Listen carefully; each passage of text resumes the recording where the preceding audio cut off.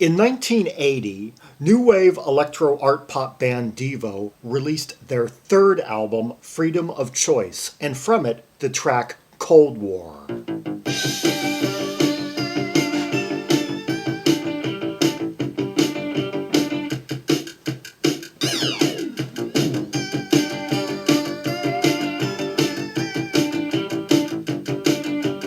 Okay, I love the nervy, hyperkinetic, octave synth bass line, or like root fifth bass line, yeah, and that little vibrato sound, kind of almost Oriental sounding, like something you might hear on like a YMO record. That dong, dong, dong, that is the active ingredient here.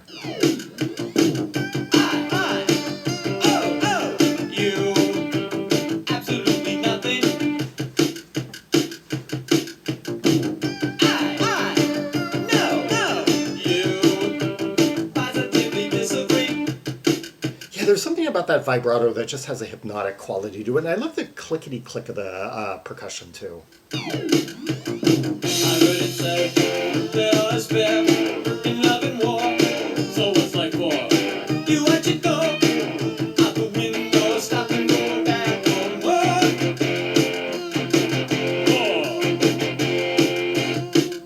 war. Great bridge right there, yeah. Those like really tight riffage and such staccato.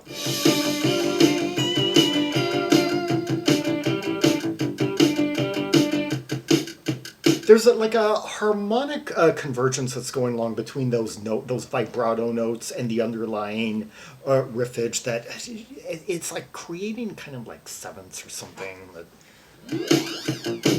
Go, go!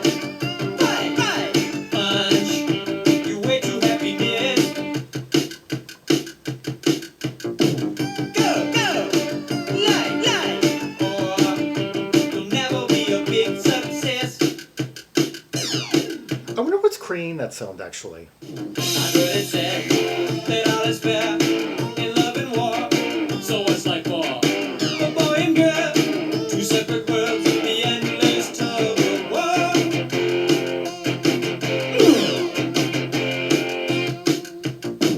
Go, go, fight, fight, punch, your way to happiness.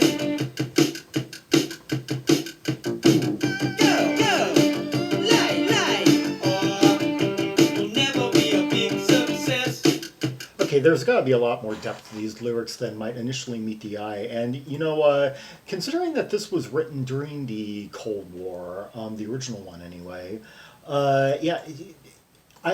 growing up in that time, I can tell you that there were a lot of kids my age who thought that the world was going to end in nuclear annihilation, like by about 1990.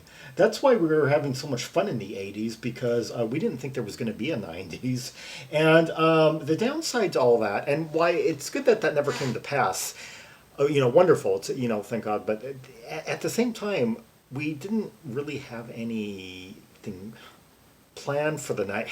And what we didn't envision is that the world would kind of die in another way. It would die culturally, aesthetically, with all the bad music and but not to talk about the 90s. We're focusing on the wonderful world of 1980 here. I heard it said that all is fair in love and war, so what's like war?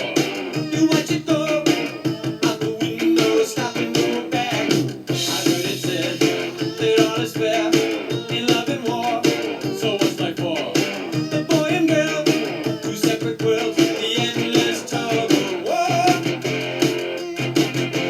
war. Okay, let's catch up with the lyrics here and see what's really going on. I owe you absolutely nothing. I know you. Positively disagree. I've heard it said that all is fair in love and war, so what's left for? You watch it go out the window, stop and go back for more. Okay, now, based on this first verse, I'm thinking that maybe it's not what I initially suspected. This being like about a relationship between a Russian and an American. But go, fight, fight, punch, your way to happiness, go, light, or you'll never be a big success. I think maybe like warfare is being used metaphorically in the breakdown of relationships. I heard it said that all is fair in love and war, so what's life for? The boy and girl, two separate worlds, the endless tug of war. Okay, some of those words that I was hearing in passing. Okay, I don't think this has anything to do with the Russian-American conflict. I think merely invoking that. Let's see, in metaphorical. Go, fight, punch, your way to happiness, go, light, or you'll never be a big success.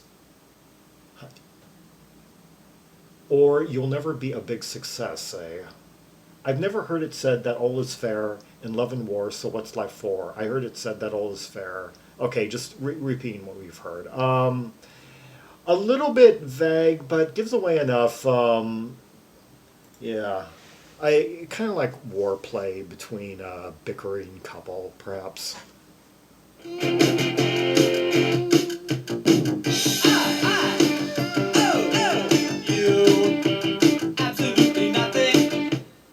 Well, maybe Cold War in the context of a relationship dispute could be that either each side knows their own power and knows how they can strike.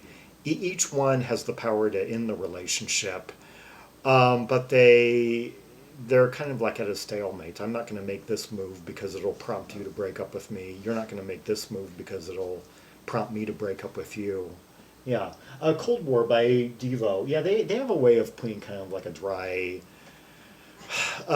spin on all sorts of things. Yeah, let's hear another track from the album Planet Earth.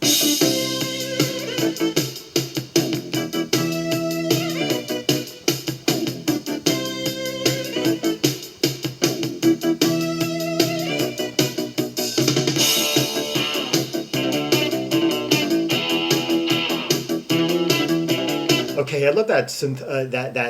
How that synth and that synth bass were interacting during those first couple of bars. Basically, we have like a compound intro, two intros, and now we have this more kind of slightly, say, kind of like synth disco-y type passage we're going with.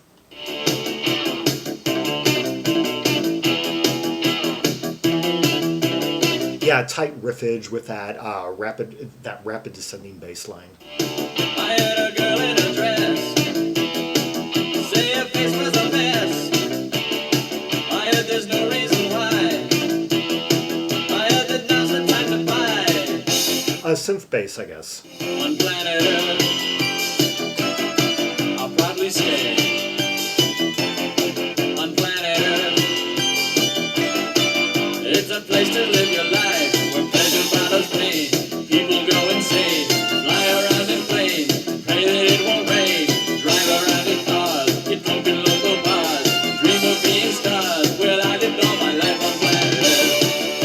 That sound, you know what I was pointing out, that that vibrato sound once again, the active ingredient of this piece, very much something that you would hear on a lot of new romantic recordings from the time period.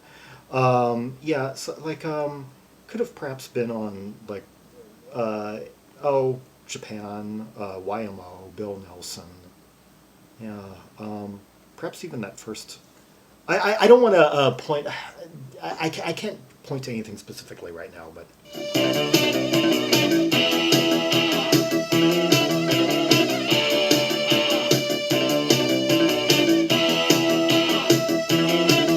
Okay, now this is what compositionally. This is perhaps the most complex track on the album. I mean, we because we have several distinct passages with counterpoints to them. Like on this repeat of the second part of the intro, we've got that riff with the running descending like synth bass line, and we've also got that kind of pipey, kind of high, kind of that luminous sound running over it now. I saw a girl who's on control. When she lost her moving stone, I saw her try to catch a man. Things I couldn't understand. On planet Earth, I'll probably stay. On planet Earth, it's a place to live your life. Okay, now that's interesting. That's actually the right under where he was singing there on the bridge, that was the initial intro. It's interesting. They started the song out with the bridge theme, then went to the verse theme, and then the vocals began after kind of like a figure of eight of each. Yeah.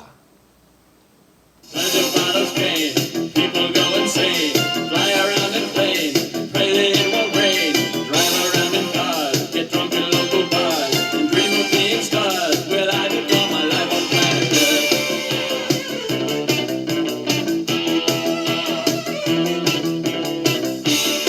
I saw a man on a stage scream, put me back in my cage. I saw him hang by his tie.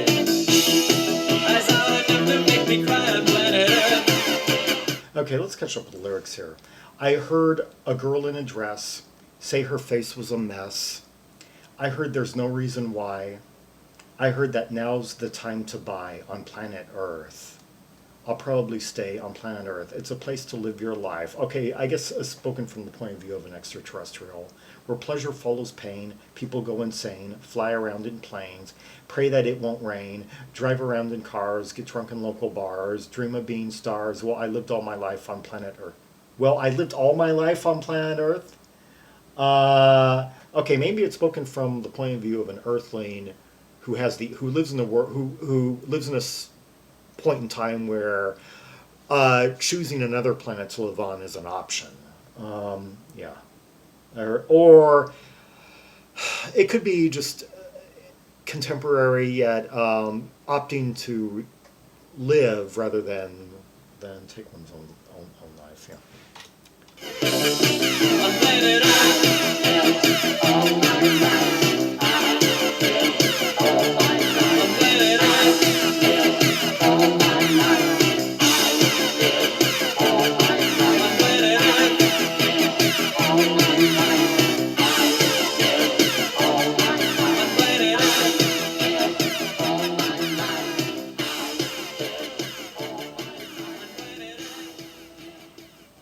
Some of those like spaceship sounds, as machine kind of said, like kind of machine sounds. Let's see. I saw a girl lose all control when she lost her mink stole. I saw her try to catch a man. Things I couldn't understand on planet Earth. It's a place to live your life. I guess I could go with either of my interpretations. Then. Repetition of the lyrics preferred. Oh, I saw a man on a stage scream, put me back in my cage. I saw him hang by his tie. I saw enough to make me cry on planet Earth. I lived all my life on planet Earth. Okay. Yeah, that was Planet Earth by Devo from Freedom of Choice, the closing track on the album. And before that, Cold War. Let's hear one more track on the album. These are going by quite fast. Yeah, let's hear the title track, Freedom of Choice.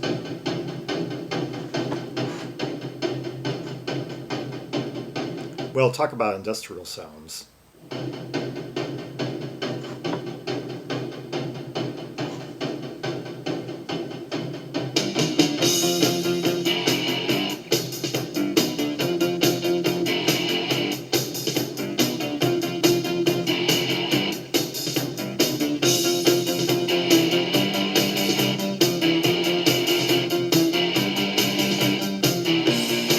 That is quite a gruff guitar sound for this album, anyway. They had more of that like on the first two albums, but.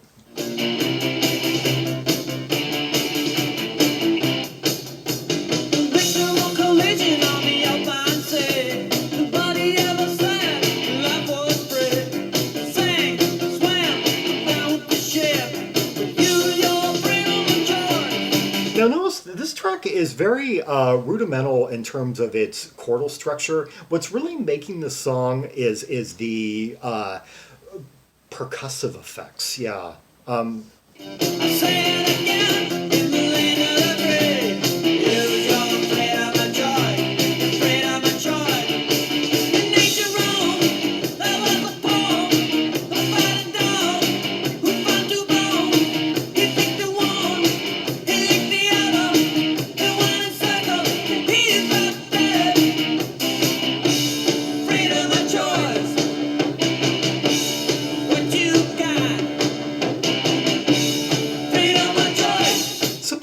remoteness in that chorus, like with the backing vocals and the far chord, like da na na na na. Yeah, and well, that was in D minor, but there were also preceding it. There were a few sharps and flats, and we were hearing basically a kind of like a bar chordal framework that harkened back to early Kinks.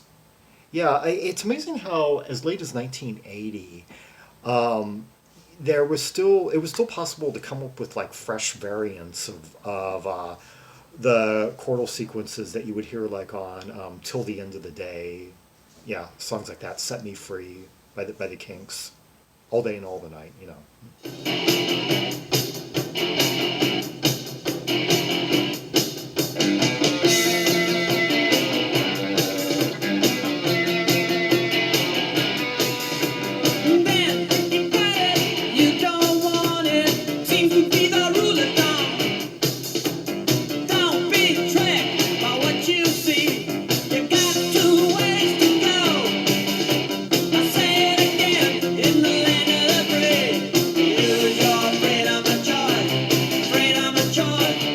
Okay, let's catch up with the lyrics here. A victim of collision on the open sea, nobody ever said life was free. Sink, swim, go down with the ship, but use your freedom of choice. Okay, once again, I think that may be metaphorical, that vignette right there, for the chorus line. I'll say it again, in the land of the free, use your freedom of choice, freedom of choice. So this one actually has kind of a message to it. In ancient Rome, there was a poem about a dog who found two bones. He peeked at one and licked the other. He went in circles, then he dropped dead. Huh. Freedom of choice is what you got, freedom of choice. That particular legend I haven't heard about. I have to look that up. I wonder if the because it would be really funny if the band just made that up. That sounds pretty. I'm trying to like parse the moral of that story. I'm gonna have to. Then if you got it, you don't want it. Seems to be the rule of thumb. Don't be tricked by what you see. You got two ways to go. I'm gonna have to think about that for a second.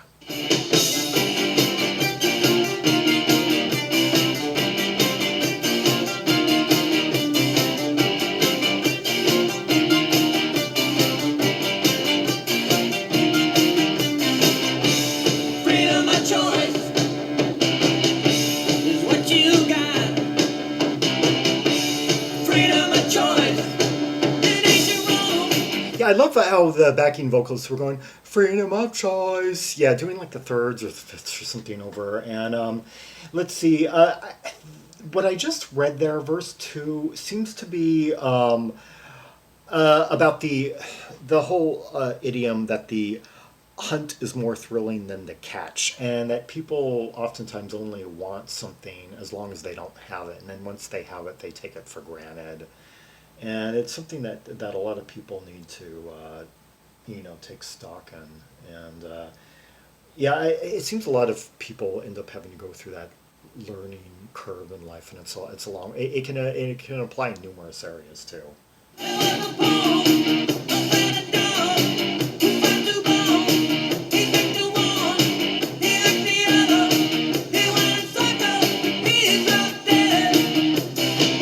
Okay, now if you couldn't quite hear it, he was just reciting that supposed ancient Roman poem about the dog. I am going to Google that right now.